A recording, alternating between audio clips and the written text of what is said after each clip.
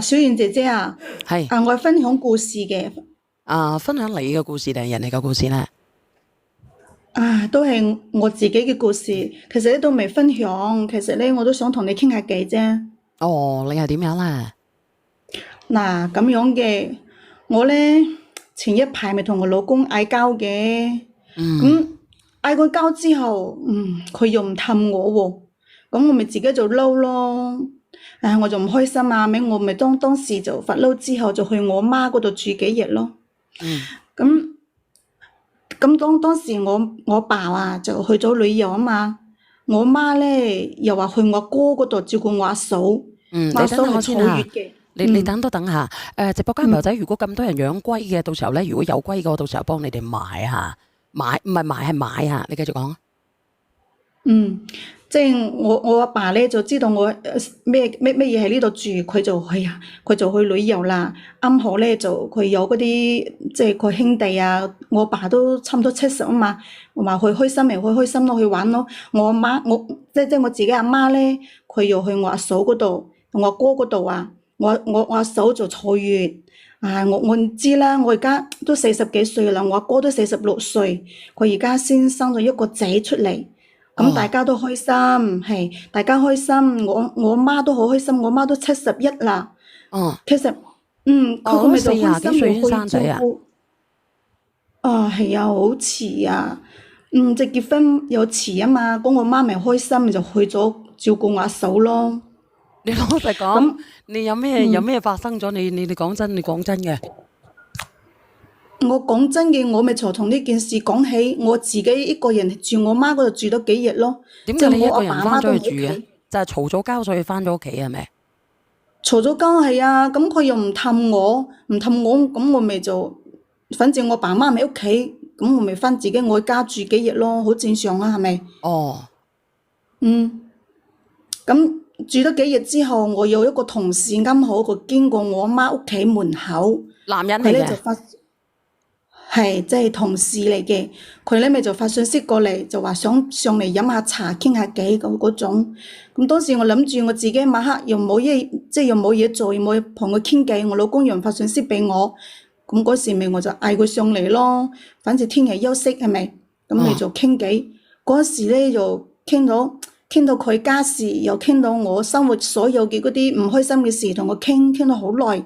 哎呀，嗰時又傾到好夜，都11點幾啦。又嗯，飲咗啲，又飲咗你唔好講啲嗰啲八加一啦，如果咪有人鬧你嘅，你飲茶定係八加一？飲茶定係八加一？茶又飲咗，八加一又飲咗，咁你點解無啦啦走去飲八加一咧？喺屋企啊，喺屋企喎，屋企有啊嘛。佢咪見到我爸嗰度有一支乜嘢，佢話好唔好攞嚟飲？我話可以，我阿爸佢邊個都可以飲嘅，咁佢要飲咪就攞俾佢飲咯。咁你想講乜嘢？你兩個咪搞埋一齊？講真嘅。冇啊，小燕姐姐，其實冇嘅。咁當時咪傾得好夜嘅，好夜佢就話：哎呦飲咗啲，佢又想話喺呢個梳化瞓一覺，聽朝先返去喎。咁我諗住，反正聽日休息係嘛，咪住咯。我咁即係媽正常嘅，房間如果係咁樣都係正常嘅啫。直播間嘅朋友仔，點解你會覺得人哋係勾佬嘅咧？係咪？好正常啊，我哦，多謝晒同個同事，你阿花。個同事都同咗幾年啦。如果我真係要出咩鬼啊，又要發生啲咩事啊，咁早都出啦，都唔會係我媽屋企有啲搞搞震啦，係咪啊？咁哦，當時我咪大大方方去留佢一夜，我好大方㗎，我唔冇即係話呢又話尷尬乜嘢啊，咪完全冇嘅。因為我諗住我媽房間又多，一樓、2樓、3樓都係房間，佢是但係邊個客房瞓都可以㗎嘛。哦，嗯，咁然之後咧，係啊，你話啱唔啱啊？真係，因為我老公咁多日一條信息都冇發過俾我嘅。唔係啊，但係咧，我想問下你咧，你哋有咩好傾咧？如果佢走上嚟傾嘅話咧，你男人同埋女人嚟傾下咧，好容易咧有啲多巴胺釋發出嚟嘅喎，聞到啲味咧係騷嘅，姐姐，你明唔明我講乜嘢？咁我明，其實我哋即係大大方方咁傾偈，佢又同我啱啱一齊做嘢咧，都做咗有2、3年嘅啦。咁佢傾咧就係屋企公司受嘅委屈啊，即係各種嘅八卦啊，各種嘅唔開心嘅嘢啊，都傾啊嘛。咁一傾就傾咗成晚咯。我覺得有個男人咁同我傾偈，好啦，即係我覺得我自己好有價值啊！你知唔知啊？哦，即因為係佢俾佢到情緒價值你。我俾到情緒價值佢，而佢都俾到情緒價值我，因為我哋互相咁樣傾訴。女人可以傾訴嘛？你覺得揾男人傾啊，定係傾女人好咧？個人咧會自在啲嘅咧。其實講真嘅，其實揾男人傾咧都可以嘅，女人傾咧，我姊妹啊，哎呀，嗰啲姊妹我唔敢同佢傾我哋老公嘅事，我驚人哋笑我啊！咁但係男人傾咧，男人傾，男人會笑你咩？你覺得？最緊要我同佢係默契啊嘛，我真係好就好啱傾，即係我講乜佢就點頭，好撐我，其實咧，知唔知啊？你肯定係對呢個人有好感嘅。你想同佢傾偈係因為異性相吸咧，同埋有好感。如果唔係嘅話咧，就好似我咁樣啫嘛。如果我好中意呢個男嘅，我會有好多偈同佢傾嘅。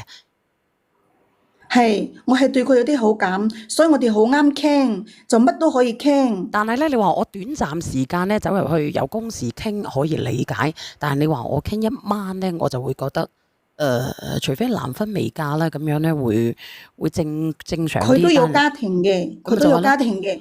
咁我覺得佢有家庭，我有家庭，咪就兩個人就好大方咁樣傾偈都冇問題。嗱，咁如果係你哋唔好出佢一個聲姐姐，僆仔，我就唔會。你唔好出聲。我想問下直播間嘅朋友仔，如果你男人同埋女人傾偈喺同一屋檐下，你哋會唔會傾鹹濕嘢？講真嘅，如果冇血緣關係嘅，會唔會傾鹹濕嘢？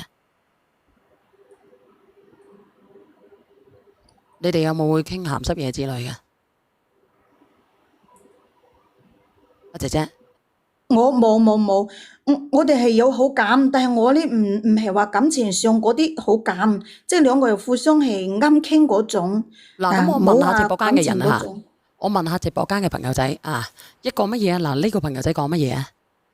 一個姣婆遇上一個咩蟲？呢個唔好講啦嚇，你咁樣咧就等於咧你講緊人哋嚇。呢個朋友仔話咧，我睇下呢個姐姐講乜嘢先嚇。我已經50-60歲啦，從來都冇講啲鹹濕嘢嘅。呢個阿芳話，男閨蜜都可以傾嘅。咁就呢個話題啊，我哋連上嚟傾傾啊。如果你哋話面對面咧，我反而唔敢，但係咧對住屏幕咧，我會對住屏幕講就講。你講乜嘢先？嗱，你唔好咧講到老公都瓜埋喎。我啊，唔係，我哋因為咧今日朝頭早咧有個人咧，佢係傾嘅，佢喺抖音嗰度同人哋傾下咧，佢傾到佢老公都死埋嘅。咁佢老公係生咁我嘅。又唔會嗰種喎，我又唔係嗰種人啊。我心入邊有老公嘅，我好中意我老公嘅。你好中意你老公？係啊，我肯定啦。我同咁佢都有感情噶嘛，結婚咁多年咯。嗯，你話係咪就嗰時即係好啱嘅，好啱巧係嘛？我係我媽住咁多日，佢都一條信息都冇俾我，問都冇問過我係嘛？咁我同事嚟到我媽屋企第二日，佢就嚟咗我屋企喎，嚟到我媽屋企啊！突然之間嚟嘅，都冇提前同我講喎，因為佢都用我媽屋企嘅鎖匙啊嘛，咁咪佢就大大方方咁樣走咗入嚟。咁朝早嗰時咧，我就好早起身嘅，我又唔喺大廳嗰度。我就聽係啊，佢就入咗我媽屋企呢度望下，嗰度望下，應該冇見到我，就嗰度嗌，你個客房睇下，嗰個客房睇下，啱好啊，就見到我同事咪瞓喺我媽呢個客房嗰度，因為我媽個客房好多嘛，因為佢一間間去揾，最終揾到咧，一個同事瞓喺嗰度喎，冇揾到我，我同事瞓覺又冇閂門。仲有咧，我同事有個習慣瞓覺咧就冇着衫褲嘅，光溜溜嘅。咁如果係咁，倒數第一咪你好啊，倒數第一咪係邊個嚟㗎？你係咪連錯咪啊？倒數第一咪，你可唔可以講下嘢？叫佢唔好講賴八加一嘅。哦，原來係 Sam 哥嚟我嘅。上嚟鬧你。嗱，咁唔好嚇，做咩要鬧我啫？我講嘅係事嗱，我哋實。唔好話去鬧先。嗱，阿匿明，我想問一問你，正常你有家室，一個女人留一個有已婚嘅人喺你屋企過夜，左右隔離見到，你會點諗啊？我就因呢為啲叫做我哋冇嘢，光明我哋冇正大咩？嘢去拜訪，我先俾佢入嚟嘅。我信你冇嘢，依家我唔好討論你哋有冇嘢嘅問題先。首先你認為啱唔啱先？留一個男你嘅思人喺想有問屋企過夜，題啊！呢個朋友，你你思想有當我思想有污啊！問題啊？阿明明啊，你嗰度好嘈啊，明明。如果你老公見到你話你嘅思想會有問題咩？我覺得你自己一啲問題都冇，點解你個個都覺得我有問題嘅？我想問一問你飲咗幾多酒？你個男同事飲幾多酒？你嘅男同事屋企好遠嘅咩？300幾公里嘅咩？要喺你屋企過夜？飲幾多酒？要喺屋企過夜？你答我啊！我行得正企得正，清清白白，我冇留意啊！我冇留意飲得幾多。但係佢絕對係上嚟講大話。我冇講大話，佢嗰時就見到我同事就上身就冇着咗個短褲仔咁樣，係嘛？佢用被冚住噶嘛。咁當時我老公咪就唔知道係我同事，就想話過去咧就攬住，以為係我嘛。哎呦，諗住咧就發覺先係我一個男同事喺嗰度，佢咪兩個人咪就嗌交咯，嗌交就打起身。我喺樓上晾衫褲啊嘛，我就砰砰砰砰咁落咗樓。我見到我老公喐手啦，我咪攬住我老公。我老公你誤會啦，你唔好打人啊！你唔好見人就打你，你要問清楚嘛。咁佢真係打人好犀利，我老公喐手好重㗎，我根本都拉唔喐佢。係啊，我真係嗱，點解一個男人喺人哋屋企瞓覺唔關門，仲要光溜溜咧？冇光溜溜㗎係咪？如果係佢又着住嗰啲叉褲、短褲仔，更加冇可能啦。阿超都忍受唔到啦，唔好話你老公啦。邊個叫超超啊？超你唔識咁出名啊？超同傑傑咧，唔識。你哋唔好諗歪咗啊！如果我講大話嘅話咧，我有必要連上嚟咩？我淨係冇講大話，我就係行得正企得正，清清白白，我先嚟揾小賢姐姐幫我嘅。點解唔關門瞓覺？你自己係校啊！哦，咁你喺屋企瞓覺嗰時，你要閂門要鎖門嘅咩？屋企又冇咩人，得我同佢，我又喺2樓，你有冇一個佢又喺1樓。男人正常去人哋個有屋企嘅女人室嗰度過夜啊？你咪講得廢嘅，自己唔係屋企就唔會，但係人哋屋企絕對會關門。飲咗好多酒咩？要喺你度過夜，擺明你姣之燉篤。冇啊！你哋真係誤會咗，我同我老公一樣嘅，都唔講你盲。你哋真係盲不講理。不如咁樣啊，不如咁樣啊，人哋連上嚟咧，佢連上嚟咧都係想解決呢個問題嘅 Sam 哥。咁咧雖然咧冇得解決嘅，佢老公絕對唔會相信佢哋之間冇嘢，做個問題。你好地地留佢做咩？我想問你，你男同事佢屋企有幾遠？當晚飲咗幾多酒？點解要留喺你屋企度瞓？喺人哋有家庭，點解啊？人哋老婆俾佢喺一個女人屋企過夜㗎。其實講真嘅，就係佢同佢老婆感情唔好先嚟訴苦啊嘛。咁仲飲？咁你肯定有問題嘅姐姐。走啊！點解要留喺你屋企？佢屋企咪好遠？係啊，嗰個係咪我屋企？我媽屋企啊！如果我屋企我就唔會留佢啦。我媽屋企啊。佢咪飲咗6斤白酒。嗱，我哋咧就唔好咁激動。飲幾多我冇留意到，反正我爸嗰樽咧自己浸嘅嗰啲咩咧都差唔多飲到7、7、8、8啦。嗱，姐姐，飲幾多我就唔知啊，又未好大樽。你最好連你老公上來。姐姐，其實咧，其實真係嘅，可以連你先生上嚟嘅，連你先生上嚟嘅。係啊，我今日就想話想連佢上嚟一齊傾下。佢而家一電話要同我分開，同我離婚啊！我真係冤枉㗎，小賢姐姐，我真係冤枉嘅。佢話而家要同我離婚咯，所以我咪好嬲係嘛？你話我真係冇出軌嘅，我同事都好光明正大係嘛？喺嗰度瞓覺。光明正大，徐清江個江係嘛？我同事啊都驚晒我啦，我同事見到我都遠遠啦。你有冇理由一個男同事去你阿媽度瞓覺徐清江啊？唔好，嚟，可能佢嘅酒量唔係幾好啊，佢飲咗幾杯就要暈陀陀啦。哎呀，咁你話我知佢點解要留夜？佢嚟你屋企咪300幾公里？未佢就話要揸車開車唔方便啊嘛，就瞓低。點解冇代價咩？佢有代價咩？代價幾十蚊啫。等陣你阿媽冇入去點算啊？冇咁激動啊！佢冇除光珠，我冇除光珠，我當時我以為佢除光珠，原來佢着短褲嘅，有佢着嘅。佢你哋唔好咁事實佢唔勞氣係啦8+1，我冇咁火㗎。我你至冇咁激動憎嗰啲姣之先頓你哋飲肯定有咗酒，試過飲多咗係人哋嗰個過夜嘅。嗱，Sam 我哥你絕對冇你唔好咁激動咁下賤。先。飲醉酒我走自己翻我自己房間Sam 哥，你係咪今日飲咗啊？Sam 哥，我有一個疑問，點解你同事走去你媽屋企度睇你嘅？因為佢翻屋企嗰時要路過我媽屋企啊嘛，佢就知道我一個人喺屋企無聊，咪上嚟傾下偈咯。咁咪死火啦，姐姐。咁當時我咪應承佢喺佢咯。門口碰到你，定係發信息特登拍門入去啊？發信息，唔係，而拎有佢頂佢連佢老公上先，相哥你又唔好咁激頂佢嘢連佢動，老公上先。你哋啊，嗰個邊個話我應該唔需要激動。下賤格乜嘢啊？你哋都係冇素質嘅，唔係點解姐姐話我冇？姐姐，其實你唔咧。嚟8+1咧，我連上嚟都唔想上。嚟，不如我哋講講啊。其實咧，姐姐，你第一你冇邊界感，我相信你冇做，但係你冇邊界感，令到一個男人唔相信你。可能咧，佢當日嚟到，佢係想同你和好嘅，但係見到咧呢一幕，突然之間你媽屋企出現一個男人，所以佢冇辦法控制到佢自己嘅情緒啫，就係咁樣。然之後咧，佢喺你喺佢嘅內心目中咧中咗一條刺。係綠色嘅刺撐穿咗佢個心。所以我咪同佢解釋，係啊，嗰時我同佢解釋啊，佢仲過分咧，就話要我唔翻去啊嘛，咁佢咪又去我公司嗰度嘈啊，一定要我承認一定要我承認，搞到咧同事咧就過嚟八卦咯。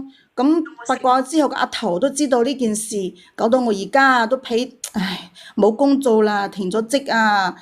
咁佢而家又話一定話離婚，一定要離婚啊！所以我真係好嬲啊！你不如我想嗌佢咁樣啦，連上嚟啊，小你可以姐姐。嗌佢，你可以嗌下佢，睇下佢嘅佢幾時得閒。但係咧，嗱，你睇下，你好難嘅。你如果你今日連上嚟嘅話咧，你好難平息縱火嘅。如果你老公好窩火嘅時候，講咗一啲咧大家都互相傷害嘅時候，你最好你問清楚佢連唔連上嚟。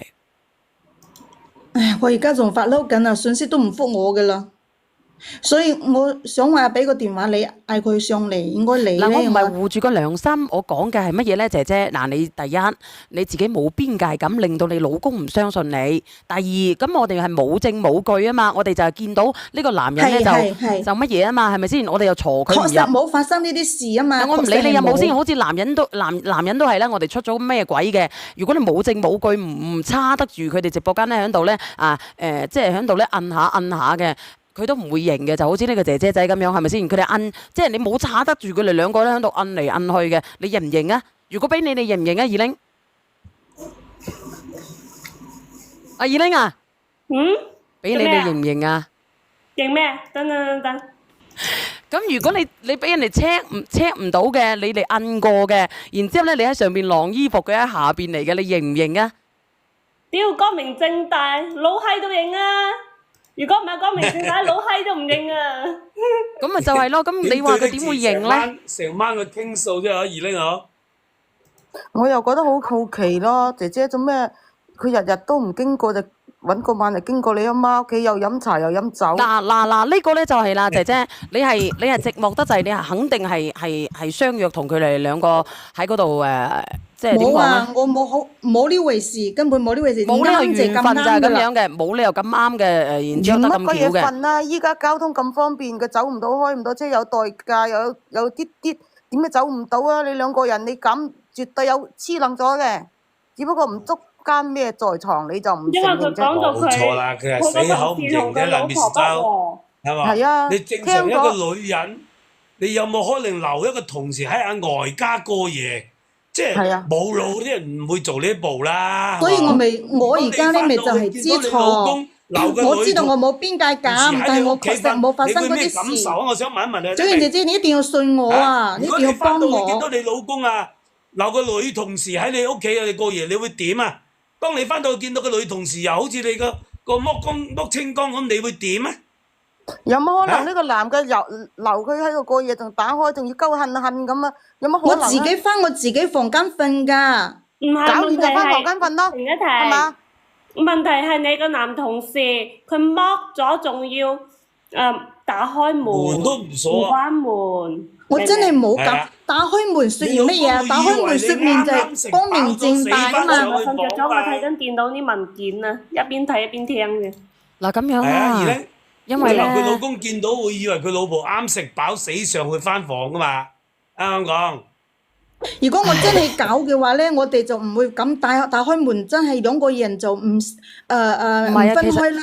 其實你聽我講，姐姐係個個姐姐嗯姐姐，其實咧，我信你冇用噶，你老咁邊個公信信我先得你先得。點解你同時 Hello，會走到去你阿媽嗰啲外家去你講個11維揾你啊？度，其實我覺得好奇怪嘅。嗱，第一個你企喺你媽屋企，你話你同事經過，咁就算佢睇到燈嘅話，你係咪企陽台？你係咪企陽台嗰度？你係有預謀約嘅，唔係經嘅。唔係就係咯好似阿蓮姐咁樣啊！佢發信息俾我，咪我係咪屋企？佢話經過呢度，咁我見到有人發信息俾我，咪咪發信息咯係唔係，佢。我以為啊，好似係佢，我咪就嗌佢上嚟。咁咁捉落去下面，我想問下你哋，俾佢咁如果係有個朋友發信息俾你話上嚟飲下茶，你唔通掟佢走啊？冇可能噶嘛，係咪先？嗱，仲有一個問題，人哋點解話佢冇可能啊？佢飲醉，嗰度唔係你屋企啊？成哥，你等我講完先。阿森哥，你咪飲多咗啊你？佢冇飲啊，應該。仲有個問題係諗唔通嘅話，如果你正常一個人你飲醉酒嘅話，就跌落床度瞓着咗嘅話，佢點會除晒衫褲，剩翻一條嗰啲叉叉嘅啫？係啦，冇錯，飲醉酒人咩都唔會記得嘅。你都話你話飲咗除咗瞓覺咩都唔識樽做酒，要你老豆浸嘅嗰啲酒應該係好高度數嘅。你邊個人飲醉酒嘅話都會踢啊！即係佢習唔好話踢慣低啊！咗嘅，佢話佢習慣咗咁樣瞓覺先舒服嘅，唔通你哋飲瞓酒咧嗱嚇冇聽姐姐啊過人我同你哋講豬豬瞓覺㗎，做做叉叉瞓覺㗎。呢排浸場飲浸酒嘅，每個人有每個人所瞓覺嘅習慣啊嘛，你哋就咁見怪不咪證明怪啦佢。冇飲停醉一停咯，姐先，姐。大家停一停。不如啦，連佢老公問埋佢老公咧，垃圾桶度有冇紙巾咧，有冇呢用過嘅嘢係啊啦。，我建議連佢老公上嚟，單憑佢一個人講，絕對冇可能我嘅。係想嗌小圓姐姐幫我連上我老公上嚟，俾佢嗌佢俾個説法我，搞到而家我工都冇埋啊！小圓仲打俾話要同我離婚啊！啊，我乜嘢啊我真係好陰公㗎，我好冤枉嘅，你哋個個一個咁你點話我樣你回關我啊！你回關我啊！ ，OK？發你老公嘅電話俾小圓。你連我哋都講唔服，仲講服你老公，我真係其實我唔知點講啊，姐姐，我同你講，你而家咁樣講咧，好多人走上嚟懟你嘅，我同你講真嘅。我而家唔多俾意見，因為咧佢我老公佢嚟講，我而家發信息俾佢，佢應承上嚟小圓姐姐直播間嘅啦，因為佢有時都聽你直播嘅。姐姐啊，你自己你返啦你睇大話下想唔想大話連篇，一句唔接一句。其實一個男嘅酒量去到邊度佢唔知啫。我尋晚先追住，我飲到2點幾，我打代駕翻嚟，我喺副駕都唔落唔到車。呢個朋友仔話啦，呢個朋友仔啊啦，呢個個朋友仔呢個叫 Cherry 話，我有個女仔朋友真係要咁樣去脱晒嘅，去我家。阿 Cherry 你男係女嚟嘅呢個？阿 Cherry 香港嘅，嗱咁你女仔嚟嘅 Cherry，佢阿 Cherry 啊，咁佢女仔嚟我唔飲浸嘅，酒㗎，我即係飲啤嘅啫。嗱，啤都係酒嚟嘅，作死啊啤！如果我飲多咗好易咧，痛風嘅。如果我飲哎呀，多咗小圓姐姐，我上嚟幫我解決㗎，你個個個人懟我，我都唔知點個講好頭好似啦，我而家。貼落塊地咁樣㗎，喐都唔想喐㗎。如果飲多咗嘅話，唔係，我冇啊，我冇啊。如果琴日飲醉咧，係頭重腳輕嘅，好重嘅你解釋唔到嘅。因為我你飲8+1，你問佢又唔好我啦。話飲醉咗，嗰隻飲咗啊嘛，咁醉點解唔飲咗翻屋企啊？要留喺你度過夜啊？你解釋唔到噶嘛？飲咗之後咪冇代價咩唔可以走價嘅咩？係咪冇代價你唔知㗎？唉，你嗰度咁佢係我屋企飲嘅唔係酒店啊佢係我屋企飲嘅，如果出咗咩事，我要負責任㗎。你佢當時咪瞓未瞓覺咯。如果你兩個冇路啊，話俾你知，大你都家唔好拗啦，趕個男嘅走啦，點見佢解留老公上喺屋企啊嚟？先啦，唔好拗啦，唔好浪費時間啦。練唔練啊？連啊，咦佢而家有冇連上嚟啊？我發咗俾佢㗎啦，我發咗連接俾佢㗎啦。冇，佢死嘢啊！真係啊，真係。姐姐，真係冇如果連你老公上嚟，你死得仲快，我覺得。真係冇。咁你可唔可以幫我打下電話啊？我發個電話俾你。唔好啦啩大佬打先，打，唔好啦我轉翻啩，蚊雞電你不如話俾你。約啦，唔好啦，大佬。咁你，唉即係我嗌佢，佢肯定就唔制啊，可能要小圓姐你發姐多幾個信親自出動。息俾佢啊，唔好啦，大佬。我求下你啦，小圓姐姐。係咯，做好心你回關我而家連係咁快咧份工，我而家連份工都冇啊！嗰、個阿桃啊都知道我咩事嘛，仲有嗰個男同事都你連份離得我遠工冇你自己遠噶啦。攞嚟嘅嗱，我同你講啊，如果你當初有邊界感，所有事情都唔會發生，就係因為你哋之間，阿小賢講聽你荷爾蒙，你嘅荷爾蒙發作遇到咗多巴胺，死梗唔係啊㗎。我舉手，即係我覺得佢老公應該聞到味，所以朝早咧就走過去，特登走過去。又有代佢真係啱唔有啱啲啲當，你又講到鬼前死唔幾日佢都唔清高，嚟嘅，又話就呢喺幾日，出咗事點？就係嗰日喺你朝早屋企出咗佢就過事，你唔嚟。使負責㗎。我覺得佢老公應該聞到講嗰啲味廢話嘅先過去。都係。哎呀，係咁係佢飲酒之咁啱咁前點解你巧嘅勸佢唔好啫。飲？我而家解釋解唔清楚啊，小圓姐姐，你一定要幫我澄清呢個事你不如實啊！咁樣，你不如咁樣，我唔知邊個係你嚟嘅，真係見唔到。我冇練啊，唉，我真係或者你嗰個咁樣好唔好？你等下，你自己打過去。如果打得通嘅，你約佢上嚟，或者你等下再搶我哋都得。或者你俾我真係睇唔到你個唔見到你有回關我，你真係冇。我回關你啊，你老公我有啊。會誤會你係起咗身翻咗房㗎嘛？哎呀，好多人都想打嘅跳落其實黃河都死唔清啊！金牌啊，真係洗唔呢清嘅，真係洗唔清，真係洗唔清。我支持下你打電話㗎，小月。即係我覺得咧，如果冇嘢嘅話，有個男人阿小圓姐姐，你幫我打啊！你你可以回關我發嘅，應該要話俾我。打個電話報備同我發咗俾你啦報備一下嘅。我有回關你嘅，我有關你啊，我關注咗你嘅。我想知人哋老婆咩反應啊？佢老婆咪就，哎呀，唔好講佢老婆啦，因為知道晒，我咪都係去公司嗰度乜嘢咯，即係，哎呀，我唔講呢啲嘢啦，即係講到丟架啦，即係成間公司同事都知道我。你等等下。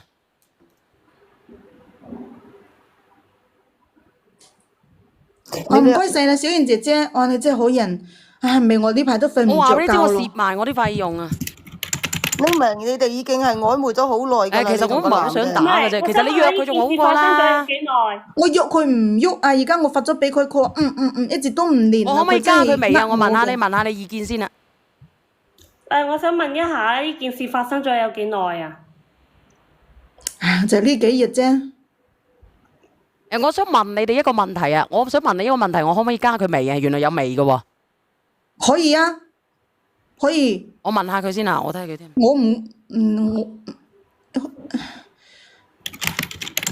可以加嘅。嗱，明。你等我。你問一問依家嗱下面有兩個女士，你問一問。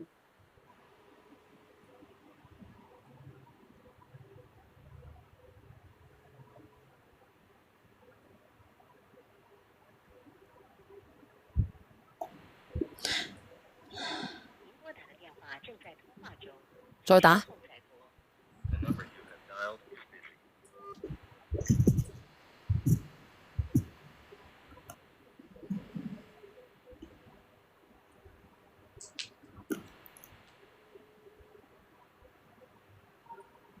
喂。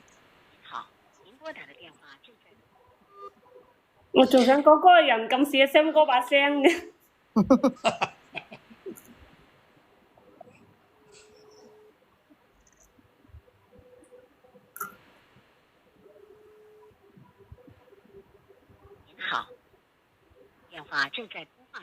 點解咩意思？人哋唔接你電話佢啊！吸咗你電話。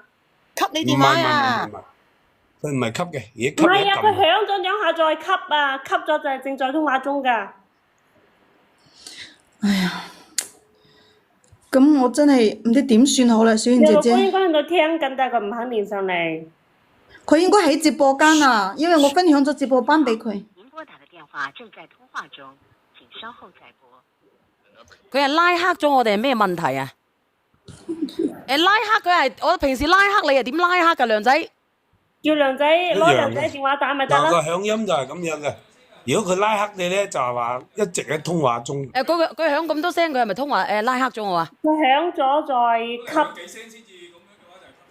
佢 cut 線定拉黑啊？其實線。如果打過去冇響幾聲，直接話正在通話中。我而家拉黑你試下，梁仔你等等我。你繼續攞阿小賢唔係攞阿梁仔電話打一次嘛？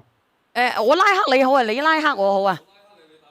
你話攞阿梁仔嘅電話打一次死嘅你夠膽拉黑我哋個閪仔？你拉黑靚仔再打過去冇事㗎，就係靚仔拉黑你先打唔通啫。你拉黑我啊！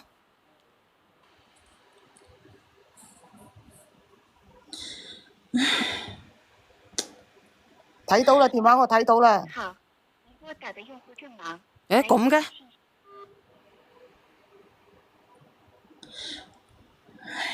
佢真係唔佢。要知而今何必當初啦。點解正忙係咩意思啊？即係你拉黑咗我，所以正忙啊？咁我再打翻啱先佢嘅先生嗰個。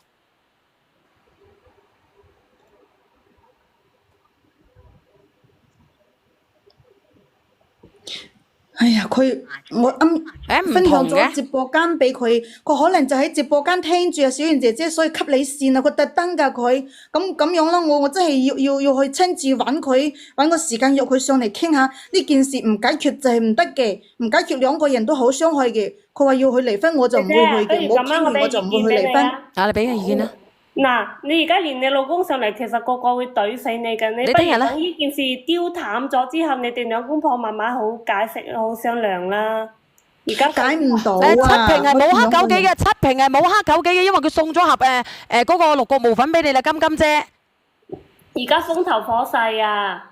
係啊，你冷靜少少，等佢冷靜少少，權衡利弊，睇下你值唔值先啦。如果佢一直係唔肯嘅話咧，你就死直㗎啦。哦，咁過2日係咪啊？你想唔想聽一個男人？當一個男人遇到呢個情況，你想唔想聽下男人嘅點會咁樣咧？嗱，第一，就算你即係你即係話依家我哋相信你係冇勾搭嘅情況下，但係你哋之間係有呢一層嘅思想，你唔認錯咧，你老公唔會原諒你嘅，你仲死喺不停解釋，你哋冇嘢係冇用嘅。你係低下嘅，你耷低個死人頭，同你老公講，你話就係因為呢個時間屋企出咗咁多事，就啱佢又揾一下唔覺上錯錯咗做咗一次，你咁樣同你老公講咧，你作死啦，Sam 哥咁樣。你咁樣唔得嘅，你咁樣就火上加油啊！你作死你啊，Sam 哥，你仲話俾人知我一唔小心，我做咗一次喎，你個死白痴啊！直接拉黑我咯！我根本就冇做過，我肯定唔會認嘅。我根本冇做過，點解我要咁講啊？肯定唔會咁講嘅。Sam 哥，你屎橋嚟嘅，即係好心人俾雷劈嘅。Sam 哥，你咁你都死入得出口嘅 Sam 哥。嗱，唔係我依家唔係教佢，我係救佢。嗱，因為一個男人係，就算佢兩個冇事啊，一個男人見到呢啲場合係絕對唔可以原諒佢，因為你做錯咗兩步。第一，你唔喺邊個後婆啊？你聽我把聲好嘅翻姐啦，係咪？你唔好嘈，你唔應該喺你外家留宿一個男人過夜啊！就算留宿都要明唔明白？地你嘅正常一個你有家室嘅人留一個家室嘅男人喺度過地，仲要剝光豬。你老豆入到去都見到都唔信你啦！嗱咁樣啦，嗱，你不如咁樣啦，你唔好聽阿 Sam 哥住，你約咗佢上嚟先啦，你唔好夾硬去。唔係啊，628蚊嘅雙黃你係前日買嘅，佢係有靈芝孢子粉送嘅，今日買嘅係冇嘅嚇。所以咧佢係有兩個地方發貨。如果約上嚟，我唔上嚟懟佢，絕對好多人懟你，你連你老公上嚟死緊嘅，唔係我嚇你，唔係我大你。嗱，你不如咁樣啦，你等你約佢先啦。咁咧，然之後咧，你就唔好聽阿 Sam 哥住啊，咪死火！你話唔好意思，我唔小心就做咗。你咁嘅所作所為咧，係自己攞嚟賤嘅，我同你講啊！你話唔好意思，我唔小心做咗一次，你咁你都得㗎 Sam 哥。阿小賢已經警告你，千祈唔好賴白加一啊！我就話你話賴白加一，我懟死你㗎。嗱，唔好賴白加一啦，但係你冇理由話唔好意思，我唔小心。做咗一次，你咁你都做得出嚟嘅喎。我肯定會咁講嘅，我都冇做過。飲咗8加1嘅。嗱，阿姐姐，我放你落去啊，姐姐。OK，咁我過2日我再上嚟揾你啊，小燕姐姐好唔好啊？你約得到佢你上嚟啦。你要記得我喎。我記得，我記得啊。你嚇。好，拜拜。拜拜。嚟想連麥嘅有請下一個有故事嘅聽眾嚇。有故事嘅聽眾啊，整首歌俾你聽聽先。唉，作死啊！今日真係。義憎嗰啲話壞不加一啲人嘅啦，乜懟死佢嗰啲真係。嚟，再見啊 Sam 哥啊！喂，有兩個疑點，唔係有兩個疑點㗎。佢憑咩留一個男人去佢阿媽度過夜啊？係嘛？咁其實咧，不如連佢上嚟先，佢約得到先。我哋有請下一個好唔好？嚟，聽聽歌先。咦，你好啊，你係想分享故事嘅定係點樣？如果咧係嘅話咧，我哋聽完呢首歌，我哋再講啊。喂，你好啊，小圓姐姐。你可唔可以等5分鐘？聽埋你首歌仔先，你等等下。OK。邊個叫 Sam？邊個叫超超啊？其實講真嘅，邊個叫超超啊？超超係邊個嚟嘅？開到幾時啊？開到天荒地老啊！其實咧，晚上嘅時候晚上嘅時候我都晚上嘅時候呢個叫做 Fiona 話小娟，我都係嫁香港嘅，好鬼中意聽你啊！多謝晒啊！專門遲到同埋定播，唔好咁樣講啦！你咁樣講嘅話，我好尷尬噶。大燈主題曲啊，呢首歌叫做乜嘢？無言感激啊！超超係個聽綠色歌咩？連咪啦，咁算啦，我連咪啦，費事俾啲人講我。喂，你好啊，點樣咧？分享你嘅故事咧？喂，小圓姐姐，晚上好啊。係點樣咧？係咁嘅，我有件事啊，想你幫我出下意見啊。咩意見啊？你講啊。係咁嘅，我喺26年前啦，咁我咧就同個男朋友拍拖嗰時咧就有咗，咁然之後咧嗰時咧我就已經有咗7個幾月噶啦。哇，小圓姐姐你知唔知道啊？我有咗7個幾月啦，佢仲喺背住我啊，去出邊勾其他嘅女仔啊，知唔知道啊？佢係出軌啊！你哋係男朋友，當時你哋未結婚嘅咩？未啊，因為諗住話即係一齊擺酒嗰時先至一齊搞啊嘛。咁結果咧？結果佢背住你出咗軌。係啊，咁你知唔知道小圓姐佢當時佢個父母啊，即係為咗佢個仔嘅前途啊，一啲都唔顧我嘅感受啊。然之後啊，佢就見到我大肚啦嘛，係咪啊？7個幾月啦，佢就嗌我，佢話一定要將嗰個小西瓜，即係嗌我個話落咗去啊。你知噶啦，我又第一胎啊，係咪啊？我邊捨得啊？咁佢仲要點講啊？佢仲要話不論你生與唔生，佢話都唔同意我同佢個仔結婚喎，仲要話唔准我入去個家門喎。你話咩人嚟噶？咁啊，咁可能你係唔啱心水啦，同佢咩唔啱心水？我哋兩個其實即係話咧，你同我講，即係話人哋覺得咧你唔啱心水啊，姐姐，你明唔明咩意思啊？即係話咧喺佢心目中咧，你唔係佢嘅理想對象，同埋唔係佢嘅理想嘅新抱人選，明白？咁如果你唔中意我嘅話，你就唔好同我一齊啊嘛，係咪？點解騎牛揾馬咯？如果唔係嘅話，我第一時間要同你結咗婚先至有 BB 啦。點解等到咧有 BB 先至乜嘢咧？但係你知唔知啊？小圓姐姐佢當時成日話佢淨係愛我一個人啊，每日愛我多一些啊，天天都對住我咁講啊，而且個個都咁講噶啦，係男人都咁講噶啦。未得到你嘅時候咧，每日愛你多一些；得到你嘅時候，如果你唔係理想對象嘅，咁咪乜嘢咯，慢慢疏離你咯。係啊，你知唔知小圓姐姐？然之後啊，佢就匿埋啊，所以我就冇辦法啦嘛。咁你知噶啦，當時我已經咁大個肚啦，係咪？咁我咪唯有翻去我媽度咯。匿埋啊！係啊，我真係冇辦法揾住佢，你知噶啦，7個幾月成8個月啊，我去邊度去揾佢啊？係咪？佢要有心避我嘅話，我點湊佢啊？係咪？主要係我嗰陣時咧，又咁大個肚，行路唔方便啊嘛。咁我冇到其他辦法啦，咁我咪翻咗去我媽度咯。咁翻咗你阿媽嗰度，咁結果咧？結果係個小朋友生咗定係點樣？咁結咗翻到去，咁我媽見到我咁樣。父母梗係錫自己個仔女嘅啦，咁我媽咪嗌我唔好諗咁多咯，佢就話將個 B B 生咗落嚟先得，女佢話咁啊嘛，咁然之後我咪生咯，就生咗個仔咯。咁你生咗個仔，咁嗰個小朋友係嗰啲環境唔好咁樣叫人哋走落去，人哋講嘅，中意講嘅咪講咯，係咪啊？咁生咗個仔之後咧，你係同翻佢喺埋一齊啊，定係單身啊，定係再嫁？冇啊，咁我媽幫我帶住，然之後我咪出去做嘢咯。因為你知啦，生小朋友好多要使銀紙噶嘛。咁你想表達啲乜嘢咧？其實今日連咗上嚟，你而家係單身嘅定係點樣啫？其實你聽我講先啦，咁然之後我咪出去做嘢嗰陣時啊，咁我咪識到一個即係我依家呢個老公啦。嗯，我依家呢個老公呢個情況各方面都比較好嘅，而且佢屋企條件各方面呢，即係我想要嗰種咯。而且你知唔知道啊？佢小圓姐姐佢仲要係未結過婚㗎。咁未結過婚嘅，咁咪更加好咯。咁係理想對象嚟嘅喎，如果佢唔介意你嘅。係啊，咁我當時咪諗會唔會係即係會唔會係咁真心啊？我好驚，因為有個大一個啦嘛。嗯。咁我當時就唔敢即係同佢一齊，佢就話嗌我唔係個個都係咁嘅，話點啊咁啊嘛。咁然之後佢就用嗰啲行動啊各方面咁樣感動咗我咯。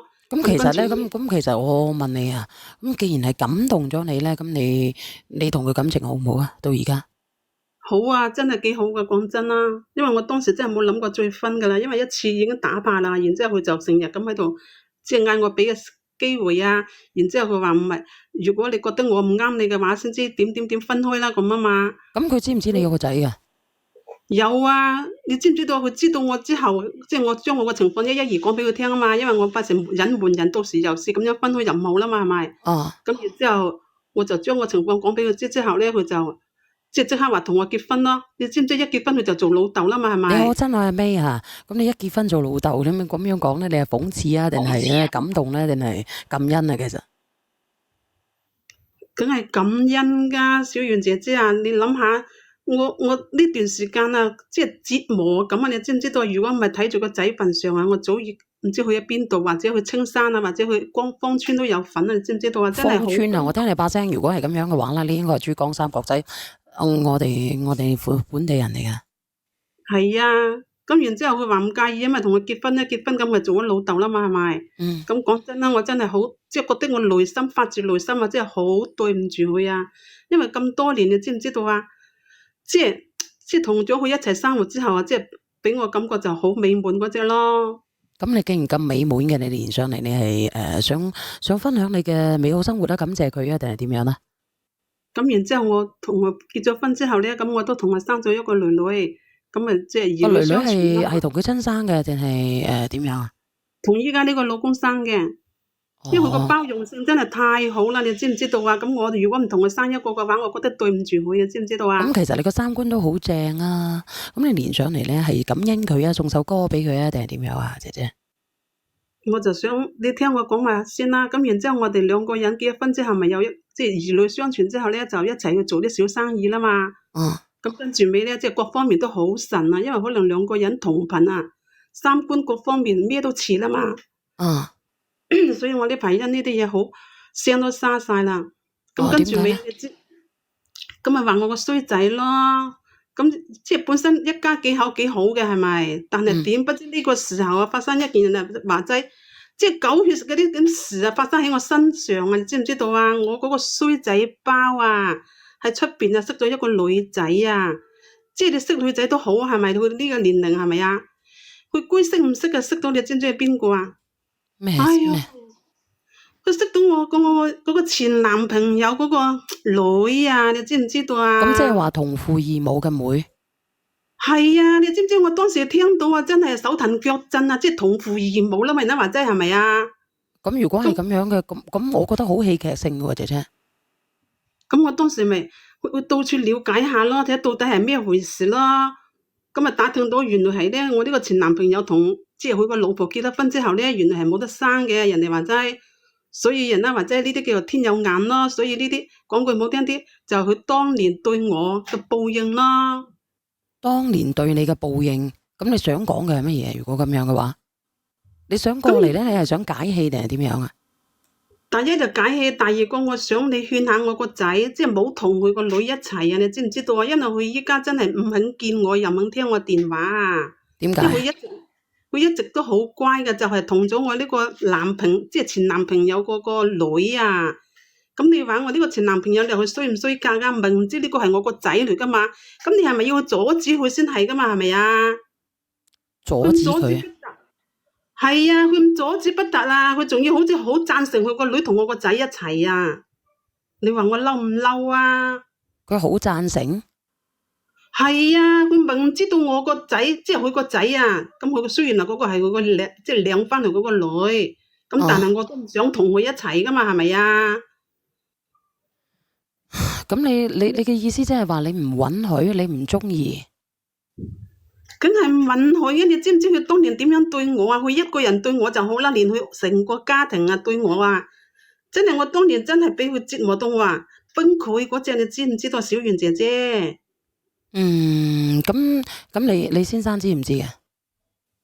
我先生就係知道啊，佢唔站喺我呢邊啊，知唔知道啊？係你而家嘅先生喎。係啊，佢仲要嗌我啊，佢話：哎呀，後生仔嗰啲又冇理咁多啦，老婆佢哋開心就得啦，點啊咁啊嘛。咁我個心梗係唔憤噶，係咪啊？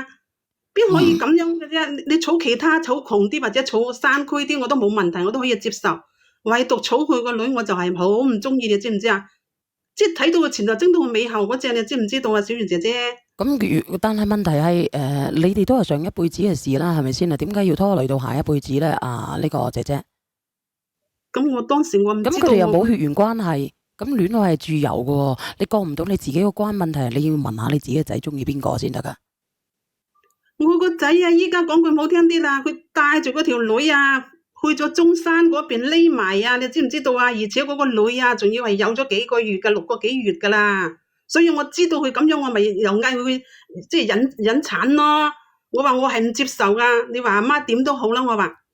但係我個仔啊，衰仔不唔聽我講啊！你知唔知？唔係，我又問你啊，我又問下你啊。呢個朋友仔啊咧，多謝你阿 May 啊。咁我又問你一句話，咁當時你有冇諗到咧？佢哋屋企人去逼你去乜嘢啊？去逼你唔要你個仔嘅時候，你係咪好傷心好難過？我嗰陣時真係想死個心都有啊！咁你有冇你有冇諗過咧？其實，咁你有冇諗過咧？呢個女仔咧就經歷緊曾經嘅你啊！所以我咪即係點講啊？我個仔當時咧，佢就話拍拖，我就冇問咁多，因為佢有咁大個人啊嘛，咪拍拖都好正常噶嘛。多謝呢個 Leo 添啊！佢同我呢個前男朋友個仔拍我，個女拍我，梗係唔讚1萬個唔贊成噶。所以佢當時對我咁樣啊，你話？我點可以嗌我個仔去娶佢個女先得噶？咁你可以唔嗌佢，但係我哋婚姻係自由噶嘛。有人話小蜜蜂佢哋冇血緣關係噶，咁其實冇血緣關係嘅，你哋上一輩子嘅人點解要拖累對下一輩子咧？其實或者咧呢啲都係緣分天注定嘅咧。咁你哋覺得咧係咪唔可以嘅咧？咁樣做，我想問下直播間朋友仔。小圓姐姐有幾個人接受啊？唔係我個心胸窄咯，我真係一諗翻以前佢屋企人咁樣對我，我真係冇法接受啊！所以我成日嗌我個仔，我話如果你係要同佢嘅話，我話你唔好翻去啦。我又問你哋啦，咁你你哋咧，你哋覺得咧，你哋覺得有冇問題啊？如果你哋覺得有問題嘅，唔好連上嚟，冇問題嘅可以連下上嚟，有冇問題都好啦。兩兄妹有冇血緣關係？梗係冇啦，大佬啊，人哋領養嘅個女仔，關佢咩事咧？係咪先？咁如果你話真係好似戲劇性咁樣，哇咁啱得咁巧嘅，咁呢個世界上係咪先故事咁多連上嚟嘅咁有契機？其實講真咧，小圓姐姐，我呢個前男朋友佢早就知㗎啦。呢個安然話小圓姐姐點做親家啊？咁樣我知道好難接受嘅，因為你嘅恨意係咪？我讀下你等下，我讀下啲評論俾你聽聽下。呢個朋友仔話咧，關鍵係你個仔都係你前男朋友嘅仔，係咪你前男朋友特登介紹你嗰條仔認識嘅咧？咁呢個咧就好難講啊。呢個咧係年輕人嘅姻緣啊。咁你個想新抱走自己一路嘛？呢個朋友仔話世界真係咁細嘛？有時候真係咁細嘅世界上嚇，蓦然回首，你想揾嗰個人咧，就喺你嘅燈火闌珊處，係咪？所以咪係咯，我個仔依家好似戀愛腦咁啊，講咩都聽唔入。反而佢呢就偶然間佢俾個電話我老公，即係佢 A 老豆啊，即係咩都同佢講。咁點解咧？咁因為佢識得去理解呢個男仔啦，你唔識得理解咯。你有冇人連上嚟啊？就呢個問題嚇。人哋話真係針唔吉到唔知痛啊！你知唔知我當時嗰種痛啊，真係無法形容啊！點形容啊？姐姐啊？你諗下，我有咗7-8個月啊！佢竟然嗌我去落。咁佢係有問題，真唔代表個女仔有問題噶嘛？阿明明你好啊，晚上好啊，小婉姐姐。你又點樣認為咧？你都唔認同嘅係咪？其實講真嘅，我覺得你做翻你即係做咗你之前個男朋友個家婆做嘅嘢，你就係佢個以前嘅前男朋友個家婆嗰個角色。你點可以咁殘忍？你已經6個月啊，你個孫嚟嘅喎呢個嘢，陀住你個孫。佢依家6個月算咩啊？你知唔知我當時8個幾月啦？咁你都可以生出嚟，你做咩叫人哋打咩呢？咁殘忍呢？我講你知，你再係咁樣嘅話，你連個仔都冇埋，因為你個仔唔似你嘅前男友咁賤格，做啲咁嘅嘢。聽佢阿媽話，佢係比你嘅前男友好，有點講呢？係真係中意呢個女仔嘅，你知唔知係真係有責任心嘅當初男仔。係佢哋先咁樣對我先嘅，你哋知唔我知道啊？我知道，但係所以點你話我解你要？你嗌我點樣去接受啊？你話咁但係我依家有咗你點解關我咩事啊？你我依家6個女人2月先噃，咁我嗰時女人8何個幾月苦咧？要難為女人呢？你點解要做呢啲咁嘅嘢呢？咩難為啊？佢呢個老豆本身就係唔啱，佢知道佢個仔佢個女同佢個仔係，你點解做老豆你去制止啊？我唔係話佢啱，我唔係話佢啱，佢肯定係唔啱。佢唔要個仔，唔要你，避開你哋簡單呢啲講咧，我啲行為。就懷疑我前男朋友教佢咁樣做嘅，因為當初好心理啦，當初佢姐姐。難為我啊嘛。如果佢真係咧，就算佢唔中意嘅，就算佢點樣教都冇用嘅，你明唔明啊？姐姐證明你教個仔教得好，你個仔係有本心有良心嘅，你知道嘛？證明你教育得個仔好，你知唔知其實我道？個仔一直都好好嘅，你哋知唔知道啊？就係識咗佢呢個女啊，先至變成咁樣，先至離家出走。佢唔係變成知道啊咁，佢哋係真心相愛喎。你唔覺得咧？我你個仔好勇敢嘅咩？你唔覺得你個仔好勇敢嘅咩？想佢好勇敢想當年你個前男朋友佢咁樣去對你係咪先？但佢為咗咧屋企嘅榮華富貴，佢可以放棄咗好多，放棄埋你，放棄埋你個肚。但係佢唔係喎，而家佢而家唔係喎，你唔覺得你賺咗嘅咩？好啊，你知道嘛？我都同你講啦，我個仔依家係戀愛。係啊，你賺咗，依家都未清你多咗醒個新抱，你攞咗人哋養咗成10幾20年個女翻嚟喎，你唔覺得你賺咗？小燕姐姐就覺得啱啦，小燕講得好啱嘅，你係賺咗，你知道嘛？你攞咗人。唉，你賺咗人哋嚿肉翻嚟喎，係如果係我嘅話，個女嘅話，我肯定當係三頭肉，你知唔知係公道啊？依家主嚟嘅喎。呢個前男朋友，佢知道我依家屋企各方面條件好啊，佢就係故意教佢個女咁樣勾引我個仔㗎。你諗多咗啦，姐姐。你有幾條件好啊？唉，我屋企條件好唔好？兩公婆一人一台一邊市，起碼有2間店，係我哋係咩白手起家嘅。唉，咁你話死唔死啊？咁佢咪衝住我個物質嚟衝住乜嘢啊？呢個姐姐，唉，咁你可以考察佢噶嘛？你到時係點講咧？你唔中意可以唔同佢住，咁你有條件咪分開住更加好啦。其實你唔覺得好自私？講真啦，我當初呢個男朋友，佢都係貪名虛榮啫，貪咩啫？就係為咗咁樣拋棄我啫嘛。咁所以我依家嘅條件好啦，佢又想嗌佢個女女埋雷啦。你諗多咗啦！呢個姐姐咧，周身都係刺嘅，邊個嘟嘟聲啊？好唔好？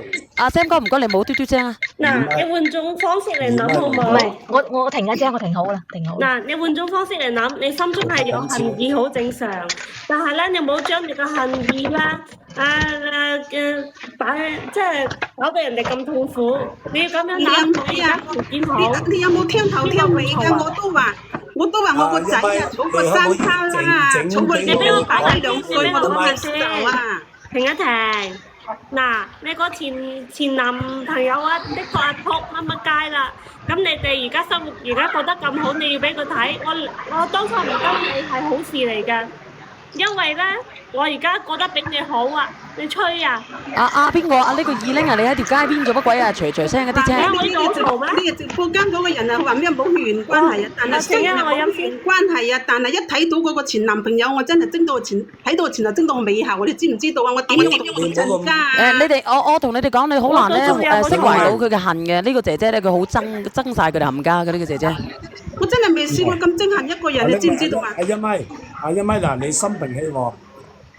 你嗌我點？你想佢係解決問題，唔係喺度嘈喺埋怨。你慢慢講。你聽唔聽人哋意見嘅？你係想佢求助，你就要聽人意見。你好啊，首先呢個一針見血。你唔可以將你自己嘅悲情套喺個仔嘅身上。嗱，你話你前男友可能睇到你屋企條件好，但係你要諗到佢個仔，佢知道個仔係佢傻，何必要做呢方面啫？你係將你自己以前嘅怨恨，要個仔去承受，你唔覺得好自私咩？我想問一下，你個仔知唔知道佢自己分費嘅啫？你又講下呢個一針見血。你哋兩個嗱，我就係講嘢。講一句説話嘅啫，我要講一句你聽得明㗎啦。嗱，係咪由始至終淨係你嘅男朋友、前男朋友對你唔住，係咪？咁佢個養女未有對過你唔住嘅，係咪？全家人都對我唔住，你知唔知道啊？嗱，你聽我講埋先，你都未㗎。你收聲，你首先聽我將一句説話講完，係咪由始至終都係你嗰個前男友個屋企人對你唔住？佢個養女係唔係冇對過你唔住？係咪？係咯。係咪？係。咁咪係咯，咁你將呢啲嘢報復喺人哋身上面做咩啫？嗱，呢個第一個問題，第二個重點，你同我收聲。你收聲，你聽我講埋，你將我聽一句説話講完。咁你死落去。Sam 哥唔好爆粗，唔好講呢啲嘢。死落去。 Sam 哥唔好講呢個嘢，唔該唔該。將你個仔女啊，同咁樣嘅仇人對親家，你點對啊？打個比喻，以後生咗小朋友啊，你話我幫佢湊啊？你自己嘅事唔可以。好啦，嗱，第二個重點。Sam 哥唔好嘈住先。第二個重點我話俾你聽係乜嘢咧？無論你同意與唔同意，人哋都已經有咗個肚噶啦，人哋都生噶啦，咁係通知你一聲嘅啫。依家係佢全家人對我唔好先啊，係佢哋做初一，我做十五人哋係嘅問唔啱題啊。人哋唔啱已經成咗事實啦，你唔可以報復喺人哋嘅養女身上面㗎，你明唔明啊？關人哋養女差事咩？阿姨，你今年幾多歲啊？你啊？唔好理我幾多歲啊！如果小朋友嗰個係你做父母，你接唔接受先？呢個姐姐咧，呢個姐姐真係好恨呢家人。點解唔接受啊？我舉手。如果新抱好，點解唔接受啊？大家好難啊唔好嘈，接受唔到你呢個姐姐。生女接受唔到，養女做咩接依家係受唔到啊？嗌你哋唔好嘈啊！我依家係練啊，小圓姐姐啊！你講，唔好咁惡邊啊！唔好嘈，慢慢講，慢慢講。啊！好偏激佢，好恨啊！呢啲一個月咪住喺邊啊？我想問下你哋，你太闊啦！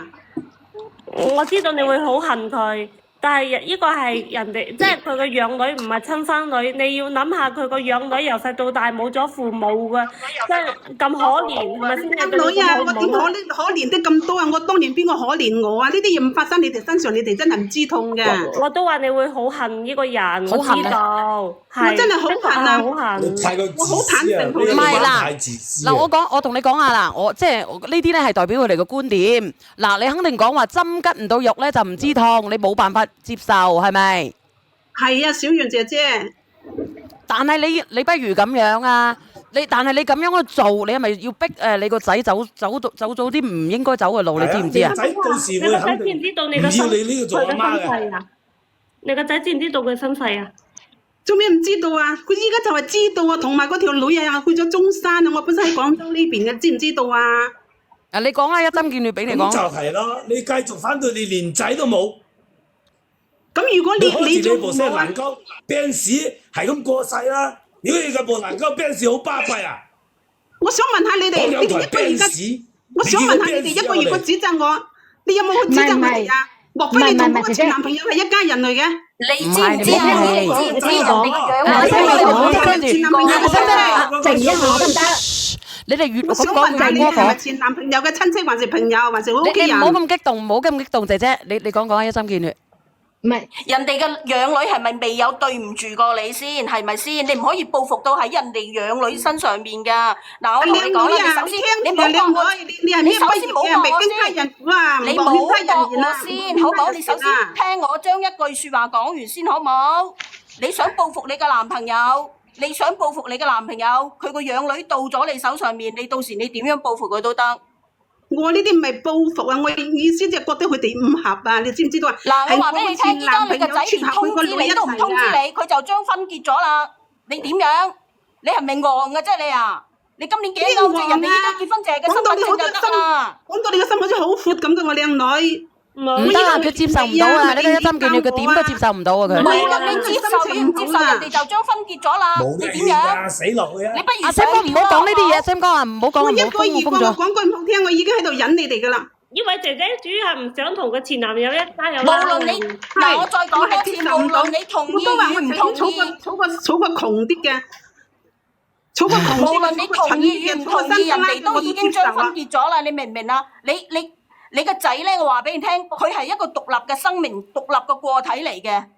咁你哋有冇考慮過我啊？有6個月個肚啦，佢點解人哋6個月算乜嘢啊？靚女啊，6個月佢而家佢，算乜嘢？你聽我講，佢而家個恨意好深嘅，佢嘅恨意好深嘅。靚女啊，我當年8個月啊，佢6個月算乜嘢啊？你睇下佢幾深啊，佢個內心。你做咩？你個人猶豫不咁對唔住你嘅咧？係佢哋一家人啊，同個養女無關㗎，你明唔明啊？咩無關啊？呢啲就係佢老豆喺背後煽風佢哋啦，喺度大體個悲情套喺人哋身上啊！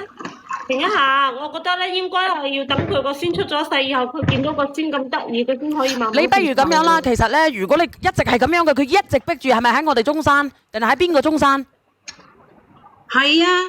咁如果嗱，你聽我講，佢嘅口音唔係中山嘅，小圓佢個口音唔係中山嘅。唔係啊，佢廣州嘅，佢話佢哋走咗過我哋中山啊，2個人，佢個仔啊同埋佢女朋友啊。你知唔知啊？我一開始啊，一有咗你廣州人嚟㗎咪，靚女？我都嗌我入咗去啊！你睇唔係我依家佢應該係清遠人嚟嘅。你理我邊度都唔好啦！你住海邊嘅咩？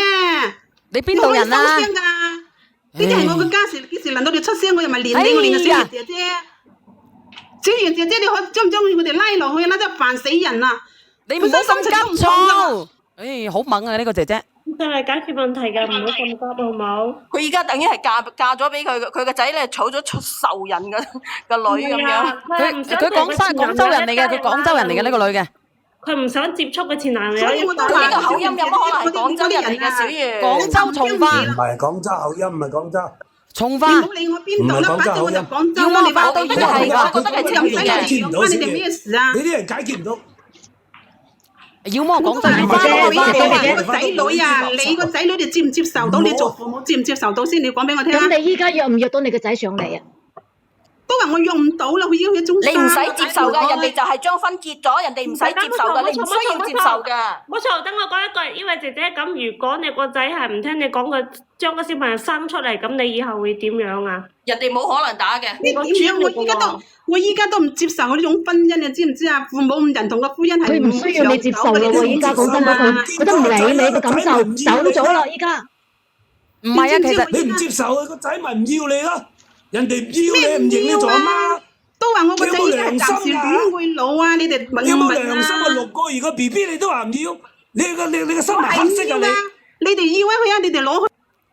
你個良心係俾狗擔咗啊！6個月嚟，可以咁樣諗，可以咁樣諗嘅。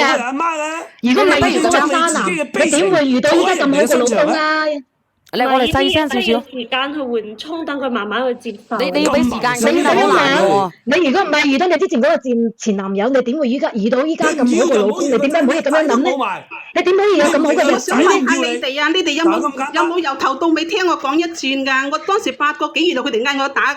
我知你之前係好慘，你哋有冇佢個內心係感受㗎？你一直好心好恨。好恨。你哋一個一個好似機關槍咁猛咁肥，我做乜嘢啊？我理解你。嗱，你哋唔好出聲啦，啲評論員，你哋唔好出聲啦。我理解你，姐姐，我真係理解你。對於你咁樣受過嘅苦、受過嘅痛，我知道你咁多年嚟，你一直冇解開，好難受，係咪？唔係好難受，係非常之難受。明白。講真啦，小瑩，我插一句，唔好嘈，我插一句。我講真啦，你又話你有幾？幾時輪到你出聲啊？收聲啦你！你又話你幾有家底啦？我話俾你聽，你咁個胸襟。你唔好理我有冇家底。你會咁嘅胸襟，你有冇可能你會做到有咁樣嘅家底咧？我又真係唔信啦！你唔好理我有嘅家底啊，靚女啊！你過你嘅家，我過我嘅家庭，我又唔會黑實黑。可能佢個老公可能比較好嘅，你咪食飽飯冇嘢做一個月個。呢個姐姐，佢真係一個好明確嘅農村婦女嚟嘅。你聽你唔好幫我死，唔好幫我死，唔好死上嚟啊！唔好啦，唔好爆粗，唔好爆粗，唔好爆粗，唔好爆粗。死上嚟救人哋，我係咪練你啊爸？你唔好嘈啊！邊有男人咁多事嘅？做你屋企人都衰格啦，真係。睇你冇仔先。唔好嘈啊！唔好嘈啊！死火啦！又係咁樣嘅。你咁嘅態度，連仔都唔認你，你咪自己咁。咩唔認我啊？你睇我個仔遲早翻嚟我身邊啊！只不過依家嚟，衰格嘅，好似你咁嘅人，咩先都唔要嘅。嗱，我 cut 晒你哋落去噶啦，我 cut 你落去噶啦。你良心，你夠膽我？嚟，講真啦，我你見到咁賤啲女人啊！阿姐姐，停停先。死冇人，點解你咁死火啦！今次死啦！死啦！全部 cut 晒。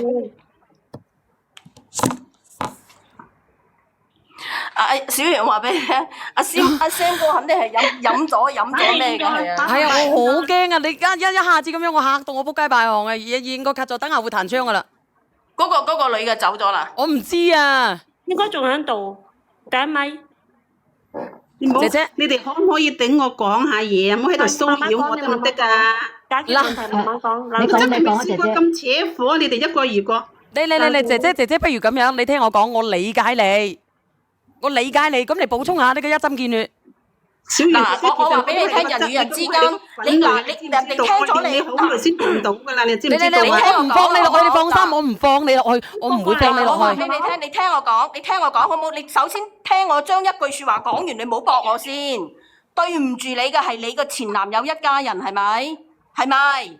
佢冇辦法釋懷嘅，佢會延伸到受祖宗十八代。嗰個係養女嘅，唔係佢個親生女。如果佢係佢個親生女，你都仲有啲憎下佢，係咪？親生女佢哋兩個就唔可能喺埋一齊啦，同父異母啦。我知道係咁講。咁啊，等於佢咧就同人，即係嚴格嚟講，佢同佢個養父係毫無關係嘅。咁你憎佢做乜嘢咧？你哋知唔知我個心依家講唔出嗰種痛？你哋知唔知道？你哋感唔感受到啊？我知道你唔想同佢哋有拉楞，但係你要明白喎，而家佢個養女已經有咗個 BB 啊！你已經同你個仔講咗，你已經盡咗力㗎啦，但係佢唔聽你支笛嘅話，嗱，好多人咧話接受唔到啊！你睇唔睇得到啊？其實咧，我哋嘅直播間咧，你有冇站喺我角度？我都接受唔到啊！你知唔知道有，我哋直播間咧有好多人咧都會企喺你嘅角度，佢話好多人都話我接受唔到，因為我當時我個仔一講出嚟啊，我真係手騰腳震，你知唔知？我真係好似自己傻咗咁啊！你哋知唔知道啊？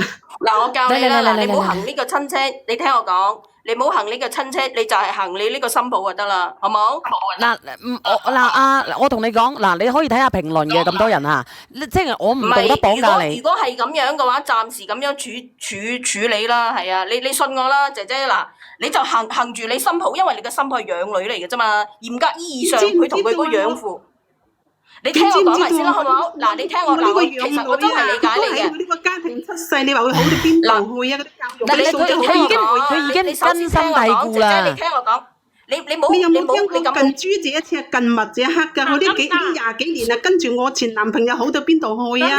嗱，你睇下嗱，睇到人哋前男朋友個種啦，係咪先？係啊，佢都唔係佢個種。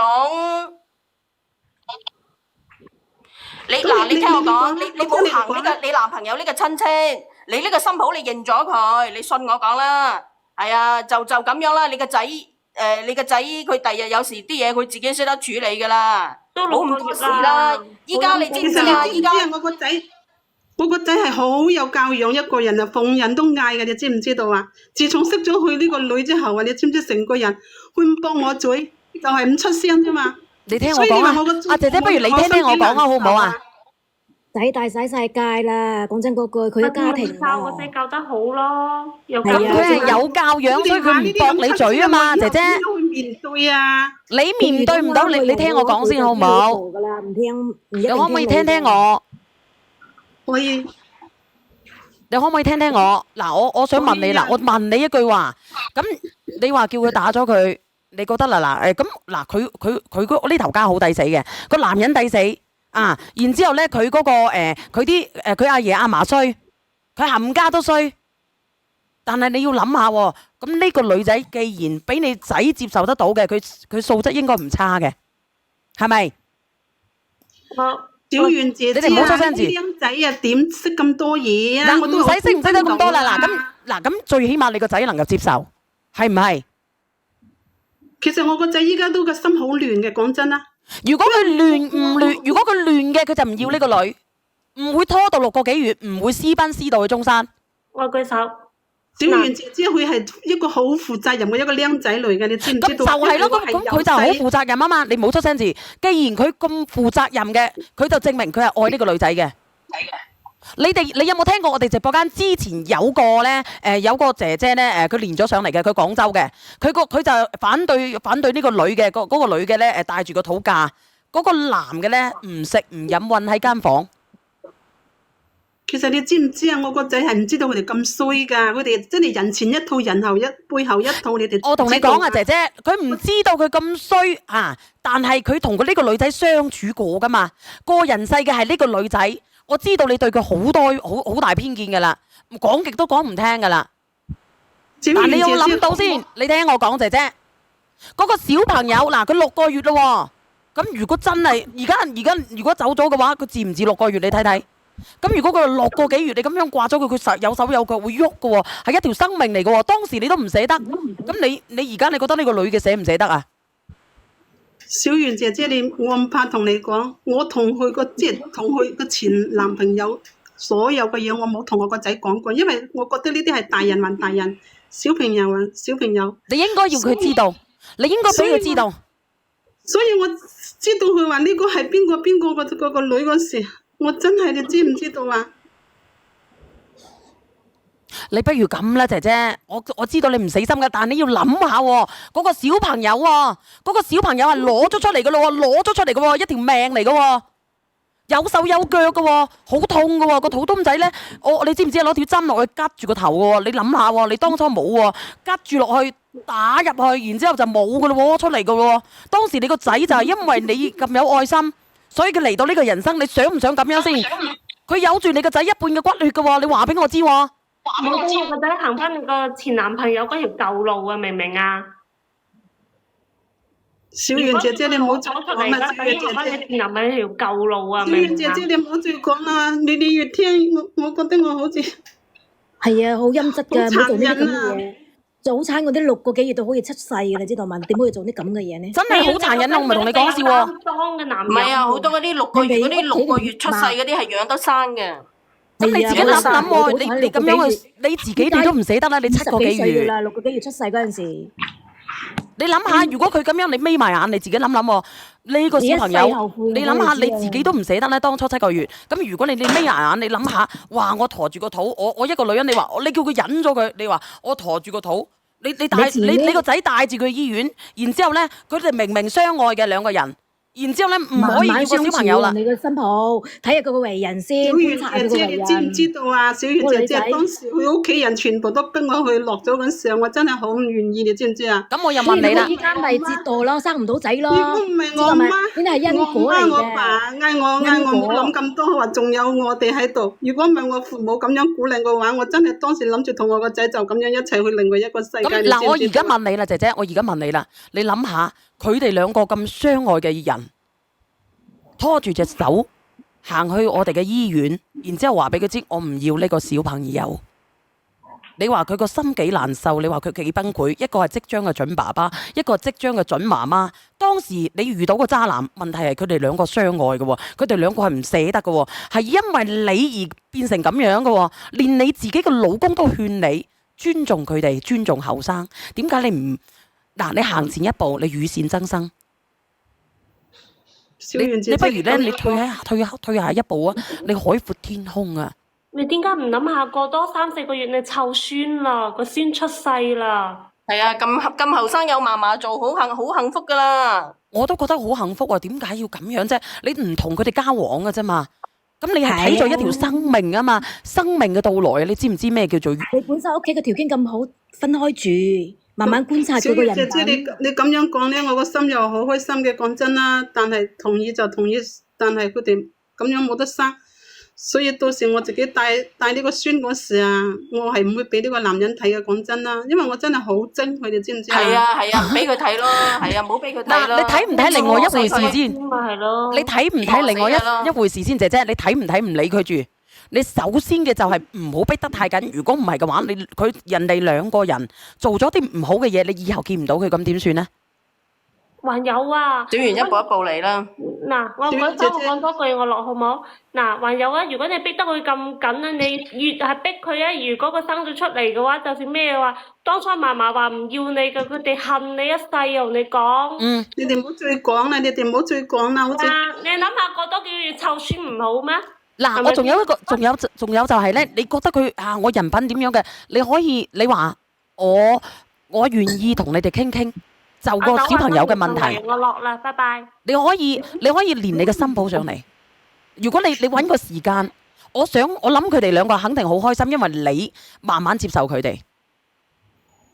小袁姐姐，你咁樣講，我真係一下間冇諗到個小朋友嗰度，因為我當時真係衝昏腦，你知唔知道啊？因為我噏咗幾廿年啊，唔知揾邊個傾訴啊，你知唔知道啊？你可以講噶啦，其實咧，我哋啲人咧唔係話我要詆毀你，我覺得你好差嘅，其實真係嘅。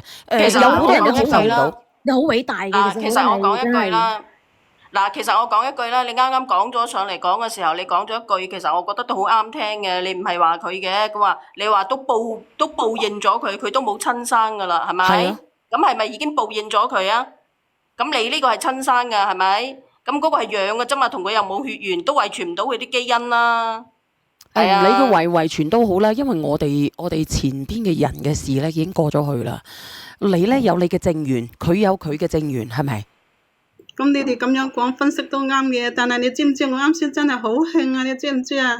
興係因為點樣咧？傾訴啊，因為同我老公講，我老公又爭住去嗰邊啊，所以我冇人傾訴啊，所以啱先我冇爭住佢哋。其實你有一個好好嘅老公，我話俾你聽，你真係有一個好明白事理嘅老公，因為一代人有一代人嘅恩怨，你就冇你上一代嘅恩怨，你哋自己去搞就得啦，你冇話要下一代咁樣去，你哋嘅因果都要承受埋你哋嘅因果。其實我哋好多人都理解你嘅，好多人都話我接受唔到，但係我哋要諗到呢一條係一條生命嚟，無論你接唔接受得到，係咪先？如果你行錯一步嘅，呢條生命就冇嘅啦，因為佢係一個人。人啊，我哋要尊重生命，係咪啊？你6個幾月噶啦喎。小袁姐姐好彩你過3個零幾個湊嫲嫲啦，開心到飛起啦！咁樣同我講嘅話，我真係會一直咁堅持嗌佢冇。你唔好堅持啊！真係嘅，你可以慢慢試住去接受。仲有3個月做嫲嫲啦。係咯。係啊。咁錫你嘅老公。你話你幾幸福？你應該都係50歲、50零歲嘅啫，係嘛？你仲有 Benz 流流咧？你仲有 Benz 流流咧？你樣樣都有㗎啦喎。其實你。嗱，我話俾你聽，即係嗰個叫咩胭脂咩話？小袁講埋佢嗰個成語叫做咩咧？塞翁失馬，焉知非福。係啊，即係你咧，你錯過咗一堆爛泥，你執翻好一匹黑馬，係咪啊？你個老公咁好係嘛？你睇下你個老公係嘛？又識得對你嘅仔視如己出係嘛？呢個第一，第二佢又非常之理解你嘅仔喎，你又做唔到去理解你嘅仔啦。係咪？咁所以嘅話，你話你幾幸福？你有一個咁好嘅老公。係啊，所以講真嘅。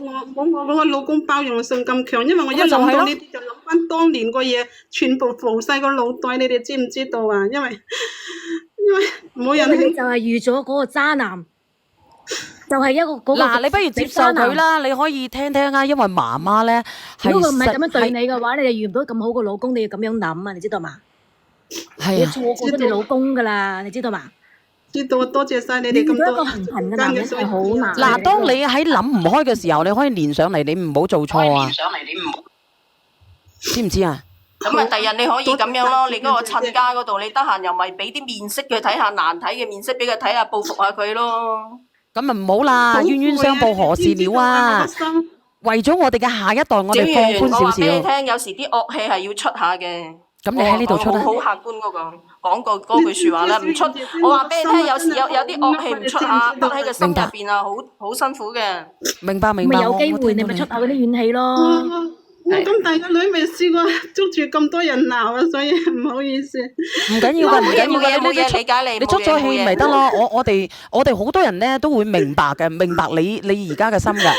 好多人都接受唔到啊！你都係屈咗好耐㗎啦，呢啲嘢冇講出嚟。因為當年如果唔係我爸我媽咁樣包容我真係我明白㗎。其實我真係理解你嘅，你就係當年你嘅爸爸媽媽，因為你爸爸媽媽咧包容你，你有家教，你自己都係一個好有教養嘅人。如果唔係嘅話，你唔會教出一個咁有責任心嘅仔嘅。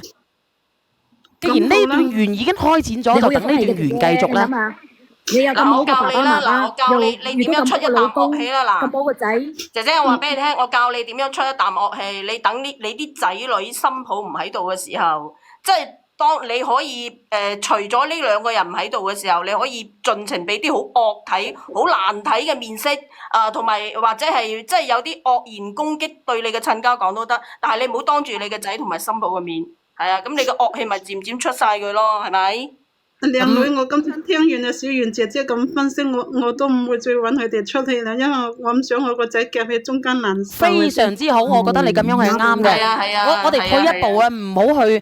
其實冤冤相報咧，冇辦法了嘅，何時了啊？即證明你好有修養嘅姐姐，其實你好有修養嘅人。姐姐，我到時如果 BB 仔出世嗰時，我請你哋飲酒啊！唔使啦，好啊，我封紅包啊，哦。係啊，小圓封200蚊過去係咪200定100啊？100。唔使封啊，因為你哋飲酒啲人唔收禮嘅。我一個好大個忙啊，講真係啊。你可以同佢傾嘅嚇，你可以同佢傾嘅，真係嘅。我真係會封禮嘅，你放心啦。我唔係好似佢哋講咁樣咧，好孤寒啊，點樣啊之類嘅，我真係唔係嘅。係啊，我可以做證人，嘅。姐姐，你個心意已經收到啊，但係你今日咁樣同我分析啊，真係將我呢幾廿年所有嘅心結啊，同埋入邊嗰啲心裏話，全部都吐晒出嚟。所以我啱先所講嘅嘢，希望你哋直播間嘅朋友仔冇喺度嬲我咯。我唔會嬲你，唔會嬲你，真係唔會嘅。冇㗎，我哋冇咁。真係唔想啊！你知唔知？因為我啱先係連你一個人，突然間咁多人上嚟。你放心，真係理解嘅。仲有咧，直播間嗰啲人咧，唔好詆毀我啊！又話封50啊，又話封2蚊啊！嗰啲人啊，唔該啊，唔好詆毀我，唔好講到我咁孤寒啊！如果你哋咁樣認為我咁孤寒嘅，我都冇話好講啦，真係嘅，我絕對係唔會咁孤寒嘅人嚟嘅。所以小圓姐姐，你知唔知我今日連你啊，係好多人嗌我，係嘛？你一定要連嗰個小圓姐姐，係嘛？呢個大咖幫唔少人嘅正能量。你唔好咁樣去拍個馬屁啦，我幫你落去啦。練咗好耐啊！你知唔知道啊？由8點幾就開始練啦，成日嘟啊！我以為你係唔睇，即係唔睇。唔係啊，係連咪，我練嘅，我係順住練嘅。如果你一加到幾蚊雞咧就得㗎啦。其實你一嘟咗去，你問下嗰個二拎叫3蚊雞咧，我就即刻練佢㗎啦。係啊，小圓好貪錢㗎。如果你上唔到去嘅話，你係搏命加錢，你肯定佢會連到你嘅。你唔好咁講，唔係啊，其實都係嘅。咁你加3蚊雞啊，係咯。嗱，唔好話我孤寒啊，我真係大方嘅。咁我放你落去，姐姐，我送首歌俾你啊。其實佢好矛盾咯，佢喺孤寒同埋大方之間嚟回咁樣係嘛？係啊，咁我落去先啦，多謝晒。咁直播間嘅朋友仔啊，我再喺呢度咧同大家講講啊。嗱，我放你落去，我真係唔會封50蚊嘅，屌嗱聲啊！嗱，我放你落去，姐姐嚇，嗰啲人咧喺度屈緊我嚇。係啦，拜拜。好嘅，嗱，直播間嘅朋友仔，我後日朝頭早咧，我就會去到甘肅啊。咁我咧就我好多謝咧送啲公仔俾我哋甘肅嘅留守兒童嘅嗰啲朋友啊，好感謝佢。咁除咗呢啲嘢咧，靚唔靚啊個公仔？係我哋香港嘅一個朋友仔咧，佢係寄俾我哋甘肅嘅留守兒童嘅。咁我會將佢帶住佢呢2箱公仔咧，同埋啲圍巾咧，然之後咧我就會前往我哋嘅甘肅啦。然之後咧就會俾佢哋嘅。咁好多謝呢個姐姐嚇，好多謝。其實我都想要一隻公仔嘅，但係咧我要唔落手嚇。咁咧我會將你所有嘅心意咧，我會俾佢嘅。多謝晒。咁仲有咧，我送首歌俾呢個朋友嚇，呢個首歌叫做《媽媽我愛你》。嗱，呢個世界上咧，呢個世界上咧有好多嘅愛，但係咧，我哋最大嘅母愛咧就係媽媽啦。